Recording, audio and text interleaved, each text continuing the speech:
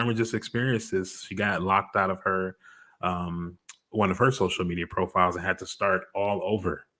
So think about that. You know, you have groups, you have pages, things that you're an administrator on, and you have people that are tied into there that you probably can't get to if for some reason they can't get you in. You know, there's not like there's a customer service line to call for these platforms. So what do you do in those situations? Typically, you end up having to start over.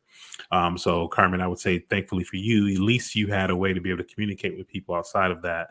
You know, you have a list that you can go to and let people know, hey, this is where you can find me now.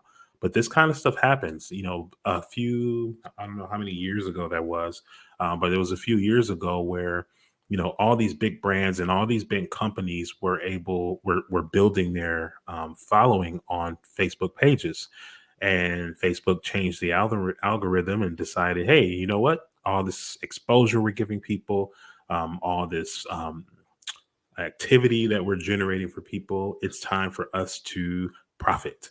And then they launched and boosted their advertising campaign, and then the algorithm shifted, and then all that organic traffic that these people who had tens of thousands of followers following them, they were no longer able to communicate with them directly. You know, it wasn't like everybody was seeing everything unless you paid for an ad.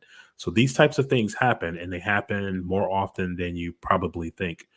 So again, if you are building a business, you have a business, please make sure that you have a place that your business can exist outside of the social media platforms, that you have a place that you can collect contact information from people, a place where people can read more about you, learn more about your expertise, and figure out, you know, what you can do for them so they can see some of your work, so that they can hear those testimonials and those reviews that you have. Like, make sure you have a place for that stuff to live.